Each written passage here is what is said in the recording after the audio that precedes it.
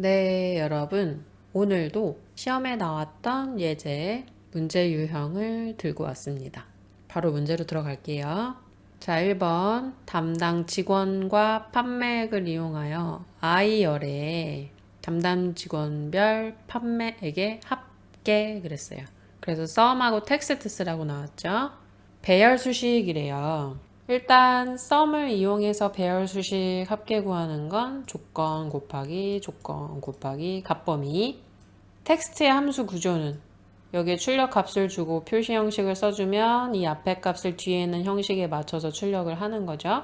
얘는 왜 쓰라 그랬나 봤더니 표시예에 87만 9천 쉼표 600원 이렇게 천 단위 구분기호 찍고 뒤에 원이라는 글씨 쓰도록 나온 거예요.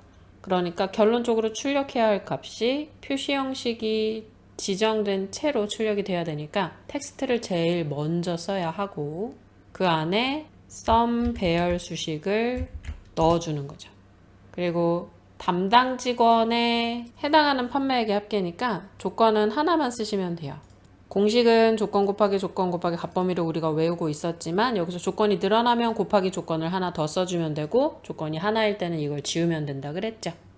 이렇게 지워주면 구조는 잡혔어요. 그럼 표시 형식은 천 단위 구분기호랑 원이라는 글씨니까 샵 쉼표 샵샵 0 원 하시면 돼요. 여기 사이뜨기가 만약 되어 있었다면 한 칸 띄고 원 해야 되지만 사이뜨기 없이 붙어 있으니까 우리도 다 붙여서 써주셔야 하고 여기에 샵 쓰면 안 되나요? 괜찮아요. 문제에서 0의 값을 어떻게 하라는 얘기가 없기 때문에 샵 쓴다고 틀린 거 아니에요. 근데 저는 샵쉼표 샵샵 0을 많이 써요. 주로 문제에서 0을 표현하세요 라는 말이 있건 없건 저는 이렇게 써요. 익숙해서 그래요. 자, 그럼 조건은 담당 직원별 그랬으니까 담당 직원은 첫 번째 H14셀 같은 거 어디? 전체 담당 직원 D3부터 D19까지인데 아래로 셀 복사할 거니까 범위 잡은 건 절대 참조. 값범위는 내가 판매액의 합계를 계산할 거니까 23부터 29까지인데 아래로 셀 복사할 거니까 범위 잡은 거 절대 참조. 이렇게 작성을 하실 거예요. 맞죠? 조건이 하나니까. 함수의 구조를 아니까 빨리빨리 작성을 할 수가 있죠. 아, 텍스트가 출력하는 거네. 그러면 이렇게 표시하라고 했으니까 얘를 제일 바깥에 써야 하는 거고 그 안에 들어갈 값은 담당 직원별 판매액의 합계라고 했으니까 합계인데 썸이니까 텍스트 안에다가 썸을 써주면 되고 배열 수식이라고 했으니까 조건과 값범위를 곱하기 연산자로 묶어줘야겠구나 라고 생각하셔야 돼요. if를 쓰라고 했으면 썸하고 if 사용하는 배열 수식 쓰시면 돼요. 지금은 if를 쓰란 말이 없기 때문에 썸만 사용하는 배열 수식 공식을 쓴 거죠. 좀 구해볼게요. I14셀에 텍스트 먼저 썸 조건괄호 열어서 H14셀이랑 같은 거 어디부터 D3부터 전체 이름 절대 참조한 거라. 아래로 셀 복사할 거니까 절대 참조한 거죠. 그러면 왜 H14셀은 고정을 안 해요? 이거는 아래로 셀 복사할 때 두 번째, 아래로 세 번째, 아래로 네 번째 이렇게 칸이 이동을 해야 하니까. 조건 괄호 닫고 곱하기 값범위 괄호 판매액 전체 아래로 셀 복사할 때 여기 움직이면 안 되니까 절대 참조. 괄호 한 번 닫으면 값범위 괄호인 거고 한 번 더 닫아야 썸의 괄호가 닫힌 거죠. 쉼표 찍고 큰 따옴표 샵 쉼표 샵샵 0 원 큰 따옴표. 여기까지가 판매액의 합계 담당 직원별로 구해주는 거. 컨트롤 쉬프트 엔터 아래로 셀 복사 되셨나요? 우리 구조 잡는 거 굉장히 중요하다고 매번 영상마다 강조드리고 있으니까 우리 함수 구조 잡는 연습 반드시 많이 하셔야 시험장 가셔서 빨리 푸실 수 있어요. 자, 두 번째 문제는 표 1에서 표 2의 최소 미납금 공액 영역에 여기다가 담당자별 미납금이 가장 적은 사람의 이름 표시 그랬어요. 인덱스 매치 민 if 사용한 배열 수식. 자, 여기서 우리가 한 번쯤은 외우고 가면 좋은 거. 우리 만약에 이게 인덱스 매치 맥스 배열 수식이었으면 구조가 인덱스에서 값범위 쓰고 행번호, 열번호. 여기서 열번호 자리는 무조건 고객명 가져오는 거라 하나의 열에서 가져오는 거니까 1이 될 거고 행번호 자리에 매치가 들어가는 거였어요.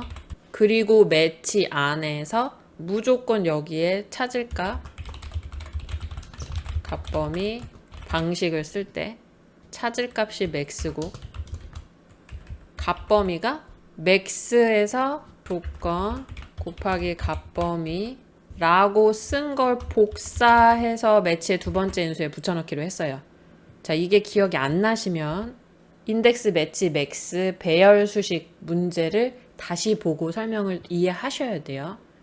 제일 큰 값이 매치의 찾을 값으로 들어가는 거고 그걸 찾아야 되는 범위가 조건에 해당하는 값들만 가져와서 그 중에 최대값이라고 했기 때문에 이 괄호 안에 쓰는 조건 곱하기 값범위는 그대로 복사해서 매치의 값범위에 쓴다 그랬었어요.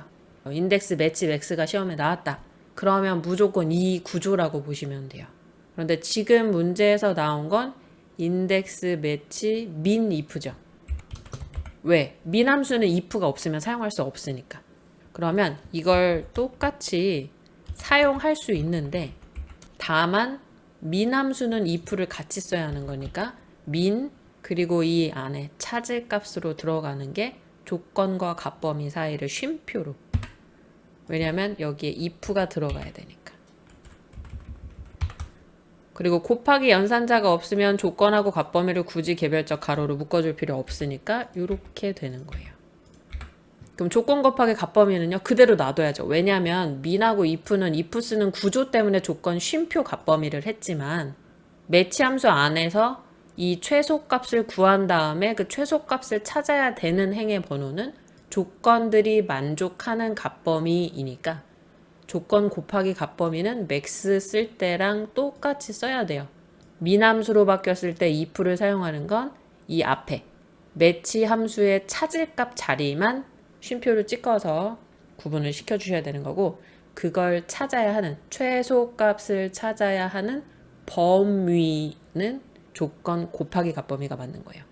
인덱스 매치 맥스 쓰라 그러면 이렇게 공식이 정해졌다고 보시면 되고요. 대부분 조건을 하나 이상 안 줘요. 그럼 여기서 조건 늘어나면 이제 곱하기 조건 이렇게만 써주시면 되는 거고 여기도 만약 조건이 늘어나면 이제 그때는 조건을 괄호로 묶어서 이렇게 써줘야 되죠.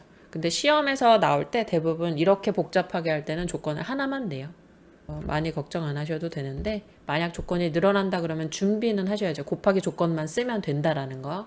그리고 반드시 찾을 값이 민이든 맥스든 if를 쓰든 안 쓰든 매치 함수 안에서 값 범위는 조건 곱하기 값 범위를 해야만 조건에 해당하는 값들을 쭉 가져와서 그 중에 최소값을 구하게 되는 거예요.